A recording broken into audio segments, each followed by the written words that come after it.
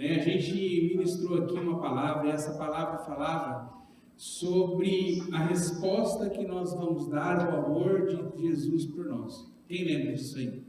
Então a gente falou sobre isso, que resposta a gente vai dar ao amor de Jesus por nós. Jesus entregou a sua vida por cada um de nós, Ele entregou a sua vida para que você pudesse ter vida. A gente aprendeu isso, porque Deus amou o mundo de tal maneira que deu seu único Filho, para todo aquele que nele crê não pereça, mas tenha vida eterna. E nós falamos que resposta que você vai dar a isso, porque há uma expectativa no coração de Deus, diante do tamanho amor que Ele concedeu, que o tamanho amor que Ele tem pela tua vida.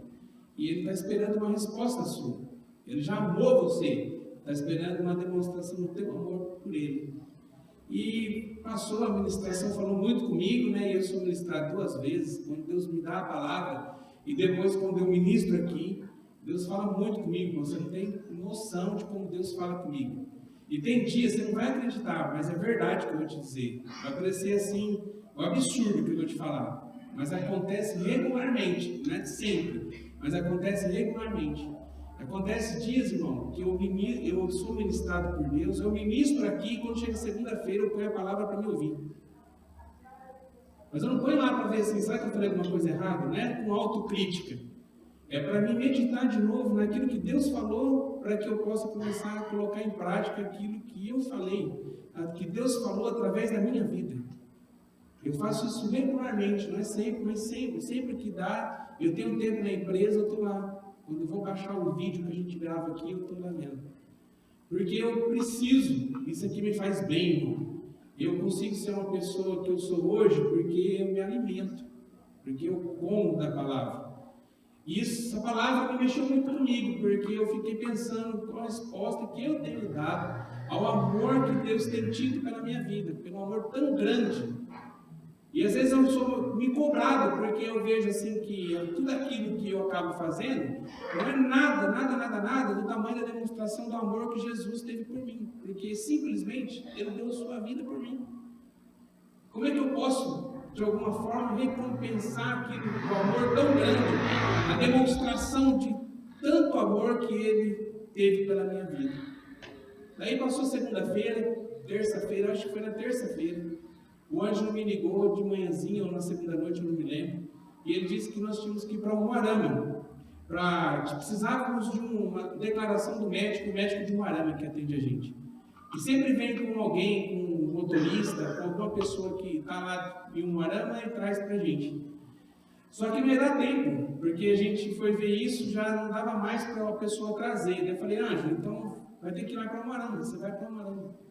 E no final de semana, uma pessoa visitou a gente aqui na igreja. No Atos 29 ele esteve presente, no Esperança Viva ele estava presente e ficou alguns dias na chácara. Esse menino é fruto, a vinda dele é fruto de uma visita que o seu Peter e o Michael fez à comunidade terapêutica de Umuarama, chamada Crevet. Quem aqui já passou pelo Crevet? Levanta a mão assim, bem alto. Tem 1, 2, 3, 4, 5, 6, 7, 8 pessoas que estão aqui que já ficaram uma vez internadas nesse centro de recuperação chamado Crevet. Esse centro de recuperação nasceu no coração de um pastor chamado Oiti, e esse pastor, por muitos anos, ele dirigiu aquele lugar. A casa tem 21 anos de existência, e ele faleceu no final do ano passado. E depois que ele faleceu, um pastor foi para lá, que era um pastor parceiro nosso, que terminou o seminário no final do ano e foi para lá. E esse pastor está passando uma dificuldade muito grande, o Crevet inteiro está passando muita dificuldade, prestes a morrer. Seu Peter voltou de lá, coração mais assim arrebentado. E ele me ligou, perguntou se o menino podia vir passar uns dias, que era o obreiro, que na verdade ele está ainda no 8º mês de tratamento, está terminando o tratamento, para que ver se ele podia ficar uns dias com a gente, para ele poder ver como a gente funciona e tudo, porque eles estão todos perdidos com relação à casa, como funciona a casa. Eu falei, não, pode falar para ele ir. E ele ficou até domingo, a gente conversou bastante no sábado à tarde, foi uma bênção. E desde então, começou a arder no meu coração para que nós pudéssemos de alguma forma fazer algo para ajudar aquele lugar. Daí eu falei, Ângelo, vai então na terça de manhã, bem cedinho, e fica a manhã inteira lá no prédio, Depois, na hora do almoço, você passa lá, pega a declaração do médico e vem, que é sua tarde mesmo a perícia. E o anjo fez isso. E o anjo ficou lá a manhã inteira, conversou com os obreiros, o obreiro, não é os obreiros, é um só que está terminando o tratamento ainda. Conversou com o pastor e incendiou também o coração do anjo para que nós pudéssemos fazer alguma coisa. O anjo voltou e ele veio e me ligou, falou: pastor, ó, lá está acabado. Você entra no lugar, é deprimente o lugar. Não é porque o lugar é deprimente, porque o lugar se transformou em algo deprimente. Você chega, tem uma opressão no lugar. É um lugar assim que os meninos que estão lá estão todos desmotivados. A gente tem meninos lá que o máximo de tempo que está lá, tirando esse menino que é obreiro, tem só 2 meses de casa. O mais velho tem 2 meses de casa, indo para o 3º mês. E tem 10 pessoas, 9 pessoas comigo. Porque 2 ainda, no período que o menino estava aqui, desistiram do tratamento. Ninguém permanece. Ninguém. Todo mundo desanimado. Daí o anjo falou assim: pastora, tem um desafio, você topar de Deus. Eu falei: o que é? Falou: vai custar pouquinho para a gente. Vai custar o combustível. O anjo falou. Eu falei: não, fala o que você está pensando. Daí o anjo falou assim: vamos pegar todo mundo, todos os meninos, todos, e vamos para lá e fazer um mutirão naquele lugar. Daí tudo que Deus dá para a gente pensa pequeno e Deus transforma em grande. Isso aí eu já estou acostumado com Deus, irmão. É sempre assim. A gente sonha pequeno e transforma, do nada, transforma num negócio grande. Então era só o combustível para a gente ir lá e trabalhar lá e ir embora. Daí até o dia que nós marcamos para sair, não dava para fazer essa semana, Deus achou assim: não, mas Deus comprou essa semana, vamos tentar em quinta. Daí a gente achou: vamos ver quinta-feira. Falou: dá certo, vamos quinta-feira. Deus me incomodou para ir junto. Larguei meu trabalho, fiz tudo que eu tinha que fazer na quarta-feira, para quinta-feira ficar livre, para eu poder estar lá também, para estar junto com os meninos também. E fomos para lá. Nós fomos em 38 pessoas. Nós fomos com o meu carro com 8 pessoas. Já tem um frigorífico dentro do meu carro. Tão grande, tantas pessoas que foi lá, né? Quem foi sabe o que é o frigorífico, né? Daí nós fomos em 8 pessoas no meu carro, acho que foi 10 na Kombi e mais 20 no ônibus. Sei que deu 38 pessoas, 38. Chegamos de manhã, nós acordamos 5 horas da manhã, né? Os meninos saíram um pouquinho antes da gente, eu fui um pouquinho mais tarde, uns minutos mais tarde. Todo mundo chegou junto lá, chegamos a um pouquinho antes das 7 da manhã. Nós acordamos os meninos lá, antes das 7 horas. Tocamos o interfone, quando abriu, veio aquele batalhão de gente. Nós levamos comida, nós levamos pão.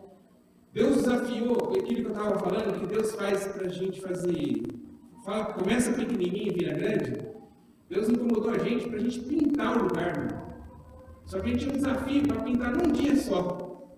Daí nós compramos 3 latas de tinta. Levamos as 3 latas de tinta. Os meninos da casa, algumas pessoas aqui nos ajudaram, porque eu coloquei no grupo, alguns já disseram que iriam colaborar. Os meninos da casa, aqueles que têm dinheiro na casa, não é todo mundo que tem, mas quem tinha, doou uma quantia para a gente juntar o dinheiro para comprar tinta. Quem comprou foi os meninos mesmo. E a gente foi para lá com as tintas. Chegou lá, irmão, nós mexemos na eletricidade, nós gastamos uma nota, irmão. Foi o maior investimento que nós fizemos nesse mês, pode ter certeza. Virou grande. Daí nós compramos coisa para ferro, fizemos varal, né? Os metalúrgicos de plantão lá, catou para fazer o varal. Daí fomos comprar cordinha de varal, e tudo sem imaginar, nós fizemos uma revolução naquele lugar, irmão. Nós entramos, era um negócio, quando a gente saiu 7 horas da noite, era outro. Muita coisa me impressionou esse dia. Eu fui ministrado por Deus enorme. O anjo, se descuidava, ele estava chorando lá. Uma coisa que muito me marcou, irmão, porque fui servir o café e o café atrasou um pouquinho, mas não é porque atrasou, é porque nós chegamos naquela hora para fazer o café. E, de repente, eu fiquei olhando assim, o pessoal, ninguém esperou o café, irmão. Os meninos da casa, cada um pegou sua ferramenta, cada um pegou, foi destruir na horta, destruir a horta. Na hora que eu vi eles destruir na horta, eu falei: nossa, vai ficar aí, voltar como que era antes agora, já estava feio, voltar como era antes. Porque tinha uns canteirinhos, as telhas, os negocinhos, eles arrancaram tudo, irmão. Fizeram uma revolução. Fizeram assim, virou um areão, assim, ó, reconstruído do nada de novo. E eles pegaram aquelas ferramentas, não esperaram o café, matando umas 9 horas. Eu peguei e falei, gente, café, eu que fui o gordinho sonhado. Falei, o café, irmão, não vai liberar não? Ninguém pensando em café. Eu que tive a mente de gordo que foi falar do danado café. Daí nós paramos por uns 10 minutos ali, tomamos café, 10, 15 minutos, já recomeçamos de novo, almoçando todo mundo junto. Enquanto os meninos estavam lá, eu estava falando com o pastor, depois a presidente veio, eu entendi por que eu tinha que ir também. O Anjo também, conversando com o pastor, conversando com a direção, para a gente poder explicar como que a casa funciona, o que estava de errado, que a gente viu rapidinho, a gente já conseguiu identificar muita coisa errada. E os meninos trabalhando, mudando a cara daquilo lá.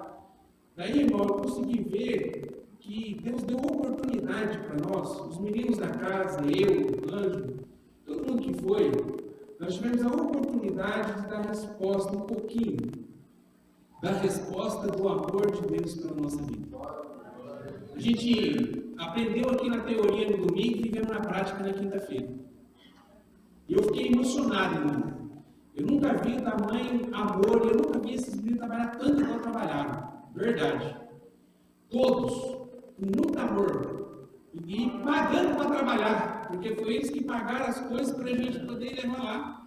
Olha só, irmão, como é que Deus faz. E eu queria passar um vídeo, esse vídeo é bem curtinho. Né? O Anjo não fez assim para colocar lá na internet. Eu pedi para ele hoje para a gente poder copiar, para poder passar aqui para a igreja. Você vê a situação que estava. E a situação, e a forma que essa casa ficou no final, quando a gente foi embora, às 7 horas da noite. Mas rapidinho, eu queria que você visse esse vídeo aí.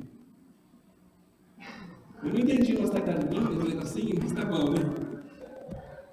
Jesus pode escrever a sua história de novo. Olha o que ele fez comigo. A chance de dar tudo errado era tudo que eu tinha em mim. Mas olha o que ele fez comigo. No olhar eu carregava um pouco de morte, e a minha festa tava tão vazia de sorriso. E quando eu pensei que o rio ia secar, olha o que ele fez comigo. E vai fazer assim contigo hoje.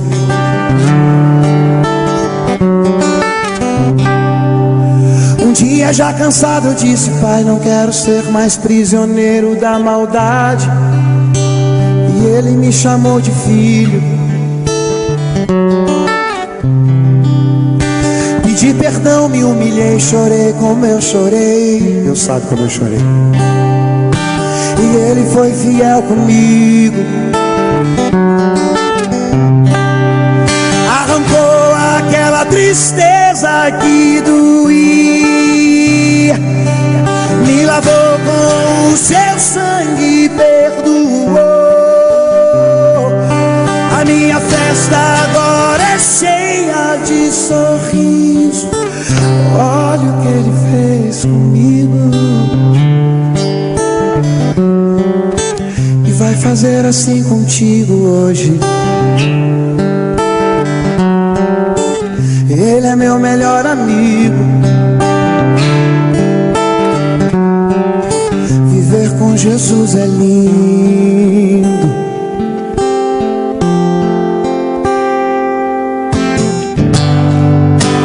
Junte suas forças, clame a Deus.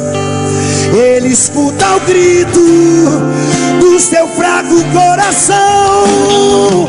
Eu não tinha nada e agora eu tenho vida, e uma história nova e linda, escrita pelo dedo de Deus. Escrita pelo dedo de Deus. Pega o seu dedinho assim, ó. Pega o seu dedinho assim. Junte suas forças, clame a Deus. E Ele Ele escuta o grito do seu fraco coração. Eu não tinha nada e agora eu tenho vida. Pega o dedinho. E uma história nova e linda, escrita pelo dedo de Deus. Escreve, escreve, escreve, escreve, escreve, escreve, escreve. Com as duas mãos, vai. Escrita pelo dedo. Glória a Deus.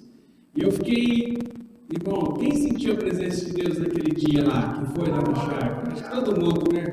Foi tremendo, né? Aquilo que Deus fez. A gente colocamos a comunidade terapêutica CREVES, né? Viva com Deus, comunidade terapêutica Viva com Deus. A gente colocou debaixo dos nossos braços. Então a gente adotou eles e a gente vai ajudar eles naquilo que for possível, né? A gente vai fazer de tudo para que aquilo lá possa voltar a ser uma casa de recuperação que realmente recupere vidas. E eu me chamo muito por tudo isso aí. A gente conseguiu dar uma resposta para Deus daquele amor tremendo que Ele tem para nós. Eu lembrei também que na palavra de Deus diz que existe uma coisa que sem ela é impossível agradar a Deus. É impossível. Quem sabe o que é? Fé. Sem fé é impossível agradar a Deus. Não tem jeito, irmão. Se você quiser agradar a Deus, esse primeiro pré-requisito para isso, para você surpreender, para você alegrar o coração de Deus, é a sua fé. E queria que você abrisse a palavra de Deus em Hebreus capítulo 11. Hebreus capítulo 11.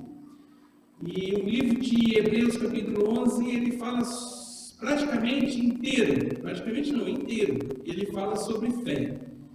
Ele começa no versículo 1, capítulo 11, verso 1, explicando o que significa fé.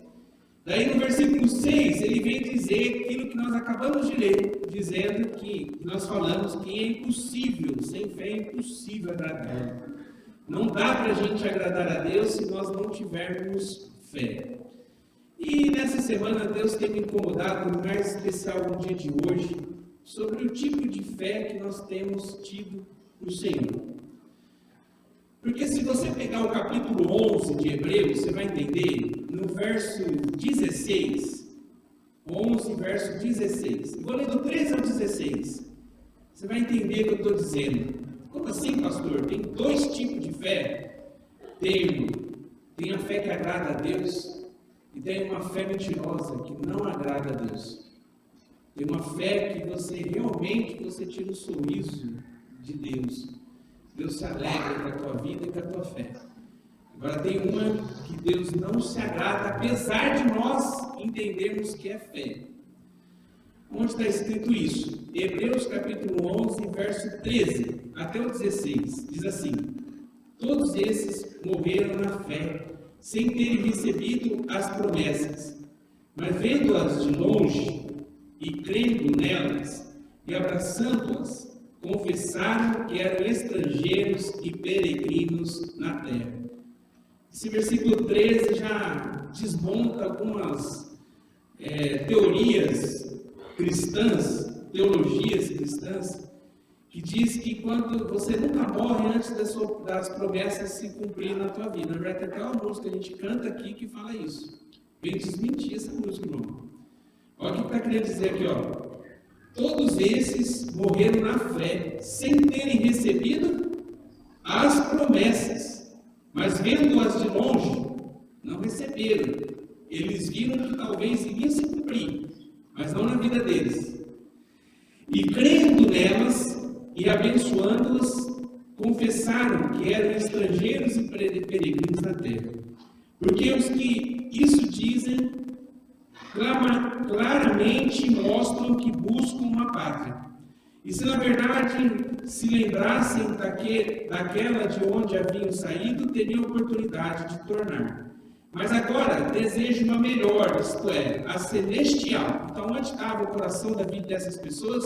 Numa pátria, não nessa terra, na celestial. Pelo que também Deus não se envergonha deles, de chamar seu Deus, porque já lhes preparou uma cidade. Então esse pedacinho, o último pedacinho do versículo 16, ele diz que Deus não se envergonha deles. Deus não tem vergonha deles. Deus não se envergonha deles. De ser chamado seu Deus.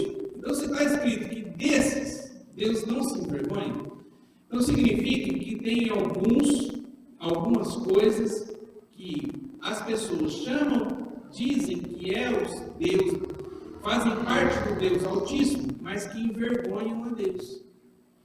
Então tem pessoas que têm a fé que envergonha Deus, e tem pessoas que têm a fé que Deus tem orgulho de ser chamado seu Deus. Todos os dois são fé, mas dependendo da fé, uma desagrada a Deus e envergonha a Deus, e a outra traz orgulho. É como se Deus olhasse para um grupo de pessoas que agrada a Deus e diz assim: olha, aquele ali é aquele meu servo, meu filho, do qual eu me comprava. Aquele ali eu tenho orgulho dele. Agora eu queria que você abrisse no livro de Mateus. Marca Hebreus, tá? Se você ainda dá tempo de você marcar, para você voltar depois para Hebreus. Quero que você abra em Mateus, capítulo 17.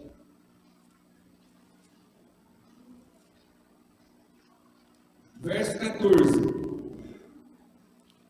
Mateus, capítulo 17, verso 14. Aqui já está um grupo de pessoas que você vai entender que é os próprios discípulos do qual Jesus chamou para ser um dos seus, que trazem uma vergonha para ele. Olha só. E quando chegaram à multidão, aproximaram um homem, pondo-se de joelho diante dele, dizendo: Senhor, tem misericórdia do meu filho, que é lunático e sofre muito, pois muitas vezes cai no fogo e muitas vezes na água. E trouxe aos seus discípulos e não puderam curá-lo. E Jesus respondendo disse: olha o que Jesus fala para os discípulos que ele escolhe para ser os seus discípulos. Ó geração incrédula e perversa, até quando estarei eu convosco e até quando vos sofrerei? E trazei-mo aqui. Então Jesus ele dá uma aos discípulos dele dizendo assim: ó discípulos, até quando vocês não vão compreender? Vocês estão me envergonhando. Olha, vocês tinham essa fé que vocês têm, uma fé está sendo uma fé sem consistência, uma fé oca, que vocês não têm conseguido fazer a obra do Senhor. Existe uma fé que agrada e uma fé que desagrada o coração de Deus. Eu queria meditar com você, já pegando um gancho da pregação do domingo passado, já que fé é o que faz com que agrade o coração de Deus, Deus se agrada com a nossa fé certa, nossa fé correta. Eu queria levar você a meditar um pouquinho qual é a sua fé. Se você meditar um pouquinho, olhar para você, e a gente olhar um pouquinho pelo que se prega, pelo que o Evangelho que tem se pregado em muitas igrejas, você vai entender, irmão, que, infelizmente, é uma fé vazia. Fé casca de ovo, que não aguenta pressão nenhuma, rebenta facinho. Uma fé que é nula, fé que ela é subjetiva, é uma fé que é para a própria pessoa, é uma fé motivada em fazer uma barganha com Deus, é uma fé que a pessoa tem para resolver os seus próprios problemas. É uma fé que olha para o seu próprio umbigo. É uma fé que você até acredita, porque você acreditar pode trazer alguma recompensa para você. Então você crê porque essa crença pode dar alguma coisa em troca para você. Olha, eu tenho fé que Deus vai me dar um emprego. Eu tenho fé que Deus vai me curar de uma enfermidade. Eu tenho fé que Deus pode fazer isso comigo, pode fazer aquilo comigo. Você pode ver que a nossa fé, a motivação da nossa fé, quando nós falamos que nós temos fé, está diretamente relacionada em algo que você crê que Deus pode te dar.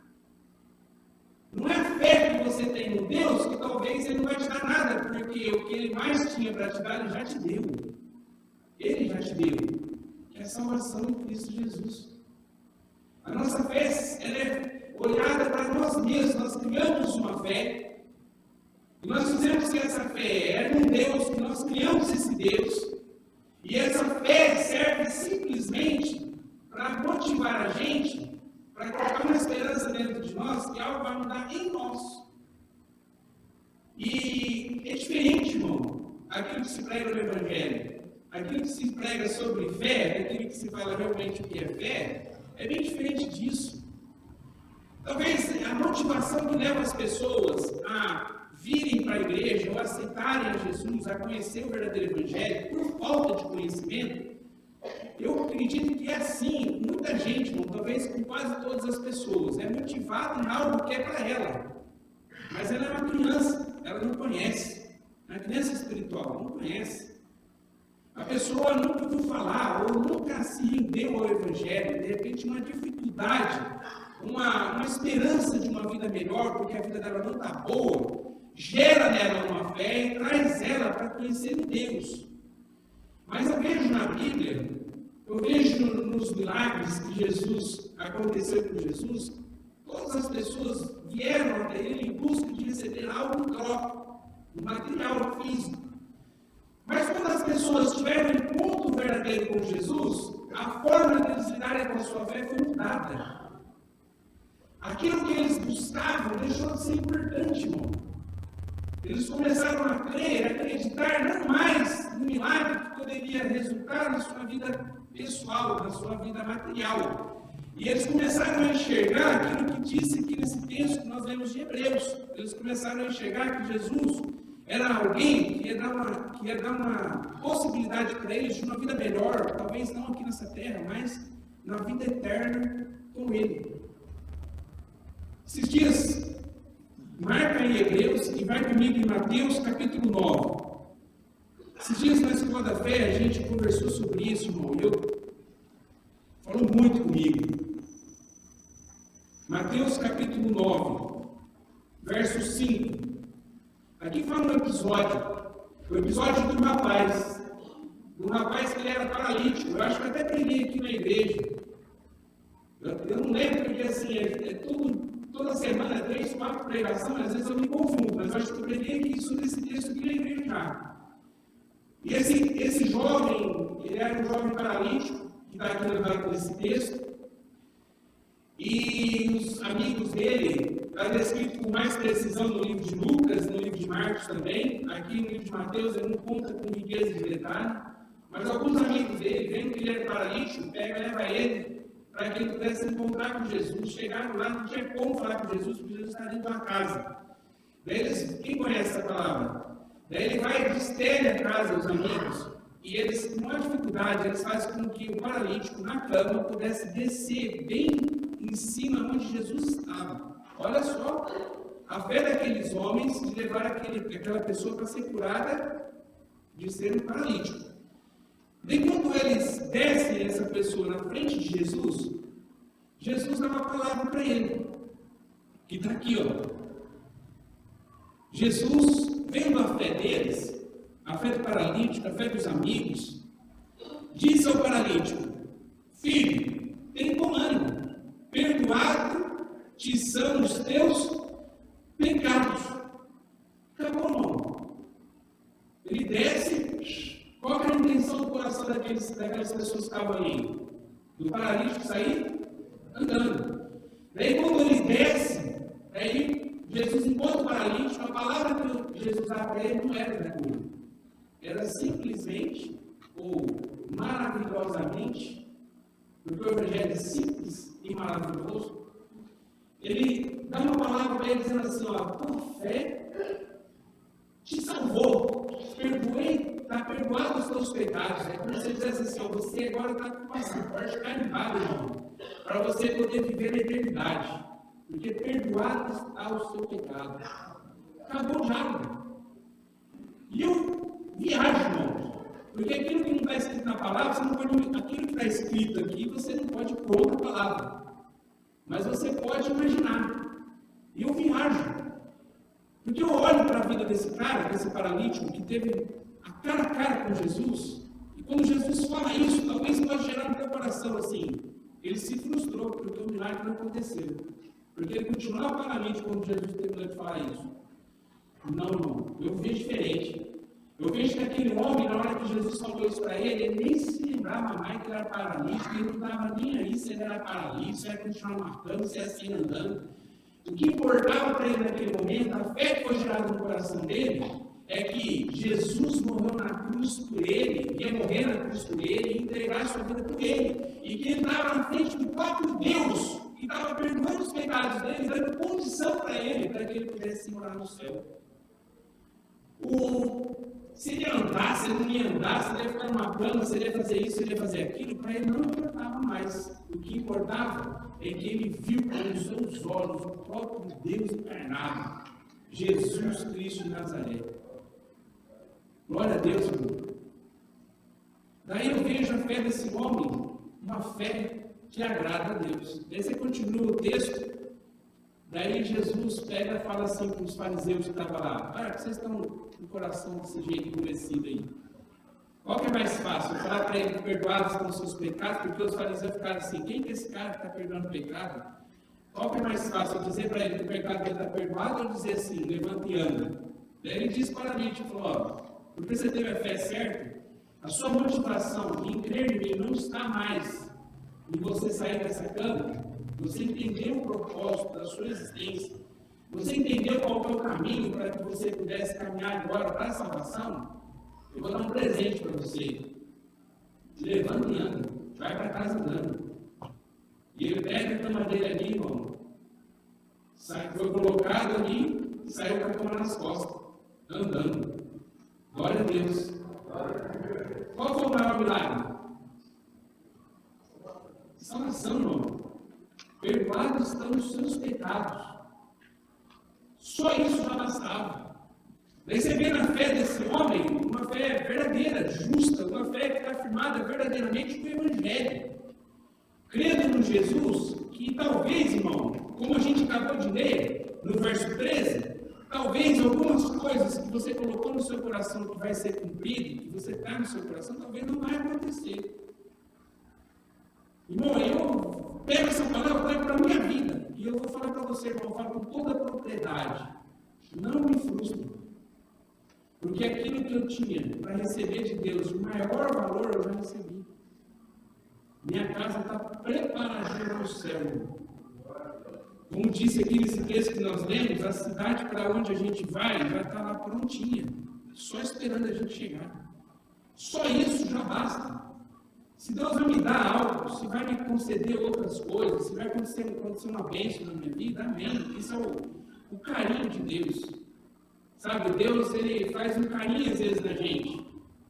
E ele dá esse carinho dando algumas coisas, talvez, que a gente pediu para ele, mas às vezes a gente até esqueceu disso. Mas Deus, ele é poderoso, ele pode nos dar aquilo que dá no nosso coração. Mas a nossa motivação, a fé que realmente agrada o coração de Deus, que surpreende a Deus, é a fé que está formada numa contrapartida de uma bênção. Você não pode estar aqui em nome de Jesus, porque você está simplesmente em busca de um milagre que vai acontecer na sua vida. Porque, irmãos, a fé verdadeira, a fé genuína, você sempre é canal de bênção para outra pessoa. Você deixa de ter valor e você enxerga o indivíduo que está perto de você, que está próximo de você. Quem você tem enxergado? A fé autêntica é aquela fé que você tem a certeza da sua salvação e você se incomoda, porque aqueles que também é criatura de Deus e que está aí não entendendo que podem ser filhos de Deus, eles poderem olhar para a minha vida e falar assim: eu quero também a mesma coisa que você tem. O que eu tenho eu vou te dar. Daí você falar do amor de Deus para ela e resgatar aquela vida que talvez estava sendo jogada no fogo do inferno. A fé genuína, a fé verdadeira, ela resplandece na vida de um outro. Não morre você. Você resplandece no outro. Você se preocupa com o outro. Eu vi uma frase essa semana que dizia assim, ó: se você está indo para o céu e você não está se incomodando por ninguém que talvez não vai para o céu, irmão, talvez aonde você vai não é o céu. Não é verdade? Olha só, se você está achando que você vai para o céu, e você não se incomoda com ninguém que não está indo para o céu, talvez o caminho, o lugar onde você está indo, não é o céu. Cuidado. No nome de Jesus, que você possa entender isso. Que a tua fé possa ser uma fé genuína, firmada não naquilo que Deus pode te dar, não na troca, mas simplesmente por aquilo que Ele já fez, que Ele já te deu. A graça de Deus te basta, irmão. A graça de Deus te basta. Só a presença de Deus na nossa vida, só no momento que nós estivemos aqui, quem sentiu a presença de Deus no louvor aqui hoje? Esse é o céu enxugar, irmão. Nesse momento de louvor e adoração, irmão, só isso. Talvez você chegou aqui com a expectativa de alguma coisa acontecer na sua vida, irmão. Talvez não vai acontecer, talvez Deus está dando carinho, se escolher você hoje por um carinho em você. Mas se não acontecer, irmão, já aconteceu. Você pode sentir a presença do Deus Altíssimo, presente neste lugar e presente na sua vida. E que está esperando você ter atitudes de fé que realmente venha a agradar a Deus. Não fé de barganha, não fé que olha para o seu próprio umbigo, não uma fé que olha simplesmente, exclusivamente você, e esquece dos outros, esquece de tudo. Em nome de Jesus, você possa ser assim, irmão. Você demonstra o amor de Deus através da sua fé. Você crê no Deus que pode ajudar pessoas que talvez não estão conseguindo superar a sua vida. Eu fiquei hoje à tarde e falei, vou estudar esses heróis da fé. No capítulo 11 ele fala só de heróis da fé. Se você está com a Bíblia aberta no capítulo 11, você vai ver, ele vai falar de Abel, ele vai falar de Enoque, vai falar de Noé, vai falar de Abraão, ele vai falar de Sara, ele vai falar de Abraão de novo, depois ele fala de Isaac, fala de Jacó, fala de José, fala de Moisés. Daí ele fala uma lista de pessoas dizendo assim, olha, me falta tempo para dizer todas as pessoas que viveram verdadeiramente uma fé que agrada a Deus. E ele coloca mais uma lista de pessoas e ele termina no capítulo 11. Cada pessoa aqui você vai ver as atitudes de fé que eles tiveram que fez com que eles pudessem entrar nessa galeria de homens de fé. E você vai ver que cada um em particular não olhou para si. Ele olhou sempre para alguém ou estava olhando focado em Deus. Por exemplo, começa no verso 4. Pela fé, Abel ofereceu a Deus maior sacrifício do que Caim, pelo qual alcançou o testemunho de que era justo, dando a Deus testemunho dos seus dons, e por ela, depois de morto, ainda fala. Tem gente que discute, dá para a gente ter uma aula de teologia aqui, por que Deus não aceitou o sacrifício de Caim. E sabe a essência disso, irmão? Mais simples, a resposta mais simples. Porque a fé de Caim, quando ele ofereceu, era uma barganha. Ele queria um reconhecimento da parte de Deus. Deus não deu para ele esse reconhecimento, porque Deus aceitou de Abel e não aceitou de Caim. Por ele não ter recebido o reconhecimento de Deus, gerou ira no seu coração, a ponto de inveja, a ponto dele matar o seu irmão. E o sacrifício de Abel? O sacrifício de Abel não foi em busca de reconhecimento, ele deu aquilo que ele tinha de melhor para oferecer a Deus. Nada próprio. Aí você falou, está aqui Abel, um dos homens aqui na galeria da fé, dos homens de fé que se destacaram, dos heróis da fé. Depois você vê Enoque. Pela fé, Enoque foi transladado para não ver a morte, e não foi achado, porque Deus o transladara, visto como antes da sua transladação alcançou testemunho de que agradara a Deus. Foi um homem que não passou pela morte, Deus o livrou de passar pela morte. Ele foi para o céu sem passar pela morte aqui nessa terra. Por que ele aconteceu isso? Por que Deus deu esse presente para ele? Está no último verso, na última frase. Porque o seu testemunho agradou a Deus. Eu fico pensando, dá para a gente estudar a vida deste homem. Um homem que agradou a Deus, que ele deixou de olhar para si, e ele foi os olhos de Deus nessa terra, ajudando as pessoas, dando bom testemunho daquilo que realmente aconteceu na sua vida. Ele não foi, talvez não foi uma pessoa que ficou falando, que ficou pregando, mas as pessoas viam testemunho de vida dele, irmão. Ele refletia a imagem de Cristo. Ele é um homem que não passou. Vamos continuar. Noé. Qual foi a fé que agradou a Deus, Noé? A fé que agradou a Deus, Noé, foi a obediência de Noé em receber uma palavra e ter certeza no seu coração que aquela palavra era a palavra de Deus para a sua vida. Ele foi obediente, irmão. Irmão, você não tem noção do tamanho da fé de Noé. Chegou num tempo em que a chuva não existia. Subia um orvalho e descia sobre as plantas, não tinha chuva. Ele sabia que era chuva. Deus, talvez, na hora que Deus conversou com ele, Deus teve que explicar para ele o que era chuva, porque não existia chuva. Daí Deus disse: vai vir muita água, vai descer muita água, vai chover muito, vai vir água do céu que você não sabe o que é isso ainda. Só que é o seguinte: eu entendi que você é um homem temente a mim, e eu tenho uma proposta para você. Você vai ter que construir uma arca. Ele nem sabia o que era isso, arca.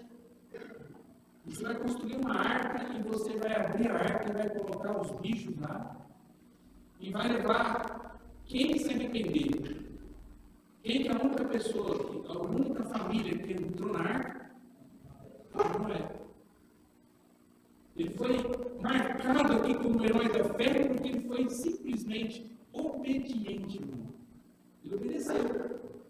Ele recebeu nada em troca. Ele obedeceu, porque se ele não tivesse obedecido, ele tinha morrido. Daí Deus ia ter que fazer uma forma de vir um homem de novo aqui para a terra e começar, não a partir de Noé, mas começar a vida de novo a partir de um outro homem feito de carne. Porque ele foi obediente. Ele aparece aqui. Esse é Abraão. Verso 8. Pela fé, Abraão, sendo chamado, obedeceu. Está no verso 8. O que ele obedeceu? Deus deu uma palavra para ele. Sai da zona de conforto. Sabe isso aqui que você fez aqui? Você tem um monte de riqueza, que você está aqui. Chegou a hora de você mostrar que se você verdadeiramente me ama. Você vai levantar, sair da tua zona de conforto, vai para uma terra que eu vou te mostrar. Ele chegou para Deus e falou assim: Deus, aonde que é? Não vou te falar. Levanta o acampamento e anda. Quem aqui tem coragem de fazer isso hoje? Já ouviu a voz de Deus e você fazer isso que Deus está te mandando? Ó, sai do seu lugar, da sua zona de conforto, daquilo que você está fazendo, abandona tudo. Para onde você vai mandar Deus? Não sei. Prepara primeiro, depois eu vou te mostrar onde que é. Então ele está aqui na galeria da fé porque ele foi obediente. Porque ele obedeceu. Não pode ser um milagre, irmão. Aí está na galeria da fé porque ele teve fé suficiente para acontecer isso, para acontecer aquilo. Ele continua. Daí a próxima na galeria da fé, vou pular aqui para o verso 11, a Sara. Não está Abraão aqui, está Sara. Porque Sara recebeu quando ela ainda já era de idade. Porque havia uma promessa na vida de Abraão que se cumpriu através da vida de Sara. Ela, com 100 anos de idade, gerou um filho. Porque ela se permitiu ter esse filho, na idade em que ela estava, fez com que ela entrasse na galeria da fé. Irmão, tem mulher aqui que já teve filhos. Quem já teve filhos aqui? Foi difícil a gravidez?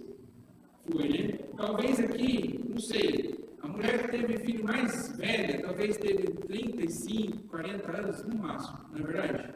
No máximo. Foi difícil para você, irmão. Agora imagine você ser grávida com 100 anos de idade. Você já pensou nisso? Por que ela entrou aqui, irmão? Ela entrou porque ela permitiu que os planos do Senhor se cumprissem na sua vida na idade que ela estava. Vamos continuar. Tem mais. Vamos para Abraão, lá no verso 17. De novo, Abraão. Pela fé, ofereceu Abraão a Isaac quando foi provado. Sim, aquele que recebera as promessas ofereceu o seu unigênito. Olha aqui, por que Abraão está de novo?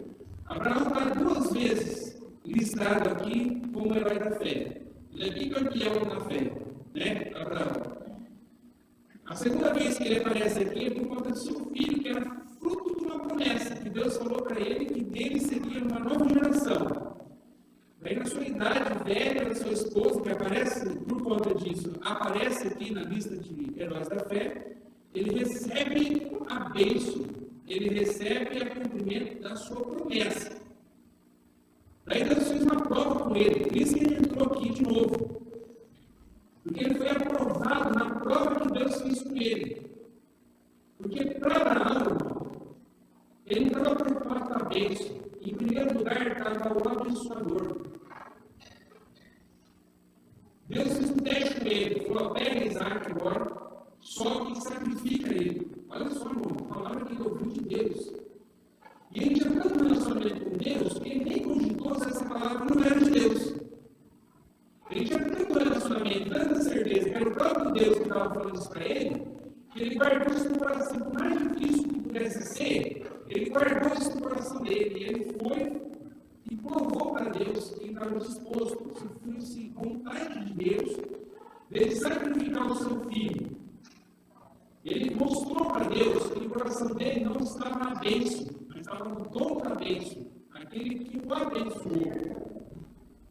Fé que marcaram pessoas que entraram na galeria da fé, que surpreenderam porque obedeceram, porque fizeram algo para alguém, porque não tiveram proveito para si, mas cumpriram com a ordenança que Deus tinha para a vida deles. A fé deles era tão grande que, por mais absurdo que poderia parecer uma ordem vinda de Deus, ele sabia que a ordem de Deus, a vontade de Deus é boa, perfeita e agradável. Eles iriam fazer. Sair da sua casa, por conta do seu programa, enfim, todos esses que nós estamos aqui. Daí entra no verso 32, que diz assim, ó: e que mais direi? Fartaria tempo, contando de Gideão, de Baraque, de Sansão, de Jefté, de Davi, de Samuel e dos profetas, os quais pela fé venceram reinos, praticaram a justiça, alcançaram promessas, fecharam a boca dos leões, apagaram a força do fogo, escaparam do fio da espada, da fraqueza tiraram força, da batalha se esforçaram, puseram em fugida os exércitos dos estranhos. As mulheres receberam pela ressurreição os seus mortos, uns foram torturados, não aceitando o seu livramento para alcançar uma melhor ressurreição. Quer dizer, não abandonaram, morreram, foram sacrificados porque ficaram firmes na sua fé. Outros experimentaram escárnio, os açoites e até cadeias e prisões. Foram apedrejados, cerrados, é verdade, cerrados, tentados, mortos a fio da espada. Andaram vestidos de pele de ovelha e de cabras, desamparados, aflitos e maltratados. Homens dos quais o mundo não era digno, errantes pelo deserto, e montes, e pelas covas e cavernas da terra. E todos estes, olha só, todos estes, tendo tido testemunho pela fé, não alcançaram a promessa, provendo Deus alguma coisa melhor ao nosso respeito, para que eles, sem nós, não fossem aperfeiçoados. Pessoas que, muito delas, nem alcançaram as promessas que eles tinham no coração que fossem cumpridas nessa terra. Por quê, irmão? Porque a promessa deixou de ser importante na vida deles. A promessa, aquilo que era pessoal, deixou de ser importante. Quando eles conheceram verdadeiramente a Jesus, quando eles entregaram verdadeiramente a sua vida para Jesus, se eles iam ser abençoados, não iam ser abençoados, se ia ter o cumprimento de uma promessa ou não cumprimento de uma promessa, para eles não interessa. Porque a maior promessa já tinha sido cumprida na vida deles. Eles, a partir daquele momento, estavam perdidos. Aceitaram Jesus, abriram seu coração para Deus, receber de graça a salvação. Não importava mais nada para eles. Essa é a fé que faz com que todas essas pessoas que aqui foram citadas nesse capítulo 11 entrassem numa galeria da fé, dizendo, onde o escritor, inspirado pelo Espírito Santo de Deus, relata vidas que se destacaram, porque simplesmente creram, acreditaram em Deus e viveram uma vida com propósito, não para si, mas para o próximo. Pessoas que deram a sua vida não para si, para o próximo. Muitos foram sacrificados, muitos perderam a sua vida, muitos foram cerrados, como foi dito aqui. Sabe para quê? Para o Evangelho chegar hoje aqui para a gente, irmão. Pessoas que foram obedientes à palavra e não abandonaram o verdadeiro Evangelho, por amor a Deus e por amor a uma geração de pessoas que estariam nascendo e que chegariam até hoje onde nós estamos. Hoje, irmão, a nossa fé é tão vaga, desculpa dizer, irmão, eu estou muito comigo, porque Deus tem falado muito comigo, que às vezes, irmão, um apertãozinho tão carinho do pé já é suficiente para você virar as costas para Deus e dizer que Deus não te ama. Às vezes uma palavra, irmão, que um irmãozinho falou para você, nem falou, você passou pela igreja e a pessoa não te cumprimentou, já é suficiente para você dizer assim, domingo que vem não vou mais nessa igreja, porque fulano de tal, ele não me cumprimentou, a pessoa nem viu, irmão. Onde está firmada a sua fé? Aonde está a sua fé? Porque tal pessoa, onde está a sua fé, irmão? Sua fé está firmada em homens? Está firmada naquilo que Deus pode só te dar? Então, irmão, já falei isso aqui na igreja, vou voltar a repetir. Tem muita gente sendo abençoada aí, mas não foi Deus, não, irmão. Muita gente recebeu muita bênção, mas não é Deus que está dando. Porque para você receber a bênção de Deus, você tem que viver a verdadeira fé. A bênção tem que deixar de ser importante na sua vida. O mais importante na sua vida hoje tem que ser eu alegrar o coração de Deus. Eu aceitar verdadeiramente o sacrifício de Jesus e viver esse sacrifício. Eu agradar o coração de Deus. Eu abraçar, cuidar do meu próximo. Eu estender o braço para aquele que está necessitado. Eu acolher aquele que está passando por uma dificuldade. Não olhar em mim. Eu me sacrificar por amor a Cristo, o meu próximo.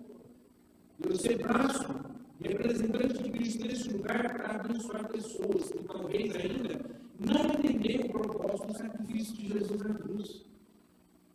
E o nosso evangelho, firmado em nós, nossa fé, firmada na gente. Se Deus quiser, eu faço. A gente faz, não estou falando que é errado, tá, irmão? Jejum. Pelo contrário, é bíblico. E a gente tem que jejuar. Mas comece a refletir nas últimas vezes que você jejuou. O jejum é motivado na bênção. Eu preciso disso, um emprego novo. Vou jejuar. Eu preciso de um carro, meu carro não está dando, vou trocar, eu preciso trocar ele. Jejum. 5 dias. Até 3 horas da tarde, até virando 24 horas, 5 dias. Você pode perceber, aquilo que a gente faz para Deus é sempre uma ideia de uma barganha com Ele. E isso, Deus abomina, Deus, Ele se envergonha numa fé dessa. Por isso, em nome de Jesus, nessa noite, irmão, que você possa viver a essência do Evangelho. Que a sua fé, irmão, possa ser a mesma fé que levaram esses homens a poder estar inscritos aqui na galeria da fé de Hebreus capítulo 11. Que você possa, no nome de Jesus, ser braço de Deus neste lugar, nessa terra que você está pisando. E eu estava aqui hoje, eu estava falando com o Paulo da Paz, eu vi que tem muita gente que muito tempo faz que eu não vi aqui na igreja hoje. A gente está com bastante gente hoje aqui que fazia muito tempo que eu não vi. Fiquei muito feliz em ver, muitos. Alguns que passaram na casa de recuperação vieram e estão aqui hoje. Eu louvo a Deus pela vida de vocês. Eu me lembrei, irmão, daquilo que a gente aprendeu essa semana na Escola da Fé. Mateus capítulo 10.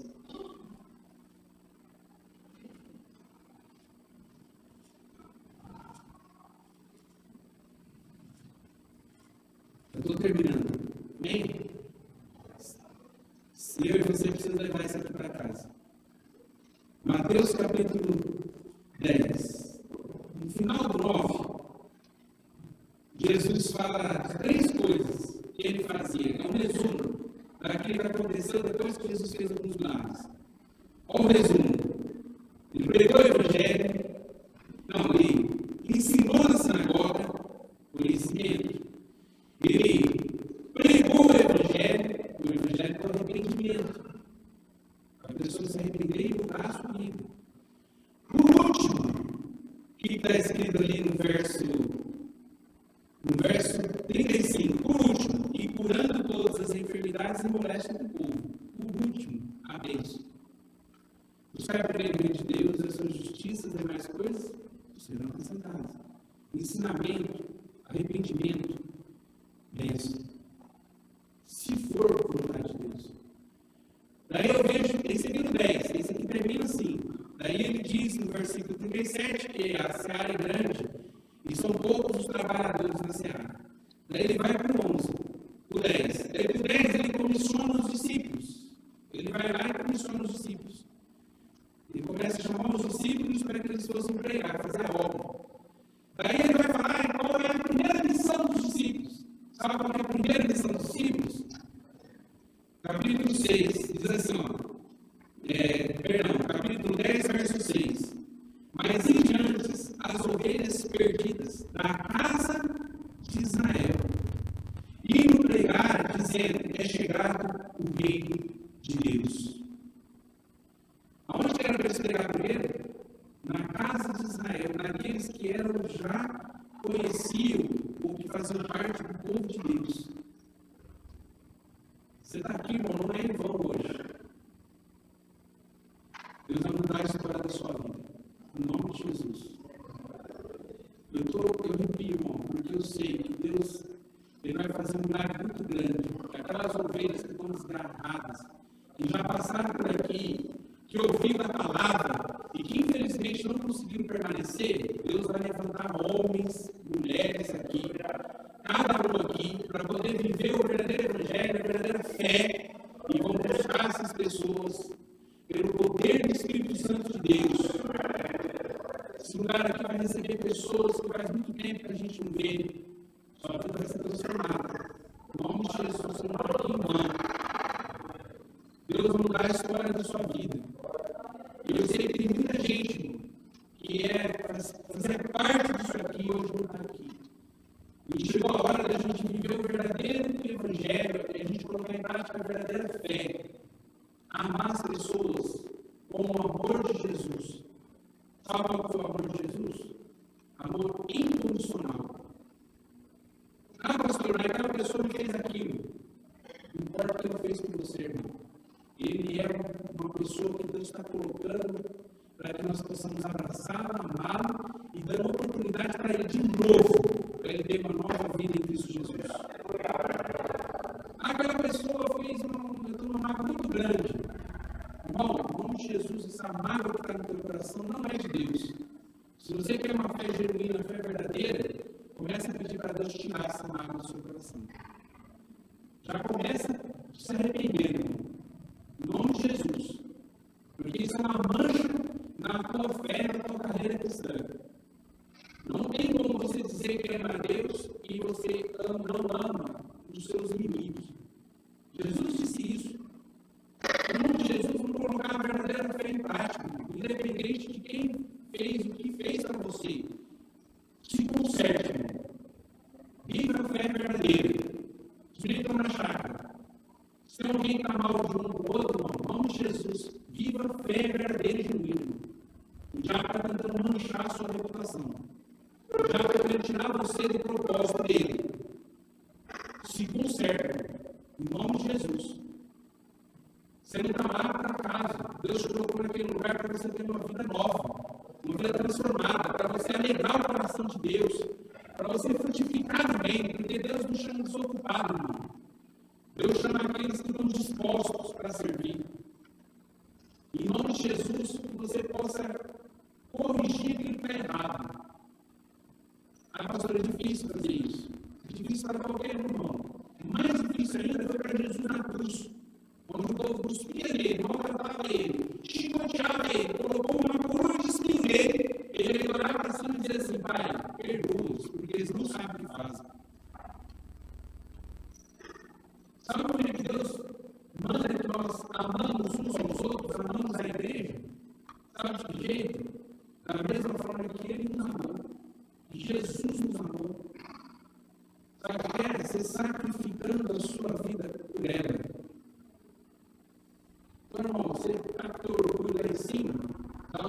no seu orgulho hoje.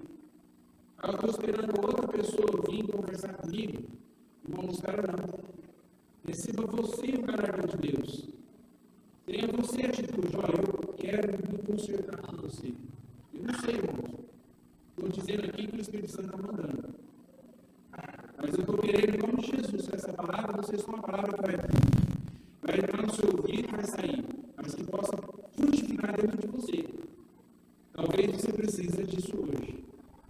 Em nome de Jesus. Você tem fé genuína, fé que agrada a Deus. Hoje a gente falou de manhã de uma porta estreita e de um caminho estreito, não foi? Hoje nessa nível. Não é só a porta também estreita, o caminho também é estreito. Mas não pode ser um caminho difícil que for. Se eu vivo a verdadeira fé, por mais que seja sacrificial, eu sei que a minha recompensa é grande em Cristo Jesus. Que o teu nome possa ser marcado, conhecido. Em nome de Jesus, no Atos 29. É Atos 29, porque se você abrir o livro de Atos, Atos acaba no capítulo 28. E o Atos, ele narra a história da igreja. E começou ali no Atos capítulo 1 e foi até o verso 28. E continua com a nossa vida. Nós estamos reescrevendo a Bíblia, o livro de Atos. E que você possa, nesse livro de Atos, estar escrito lá, fulano, Beltrano, agradável ao Senhor. Fulano, Beltrano, deram sua vida por amor a mim. Tinham uma verdadeira fé. Não firmada em alguma coisa que Deus pudesse dar de retribuir, mas era uma fé genuína, verdadeira, firmada num Deus que muda o caráter, muda a forma de pensar, que transforma. Para o nome de Jesus, para a gente terminar, duas fé, uma é clara e inventada por nós, de um Deus que não existe, e a outra uma fé genuína, verdadeira, que nos pega na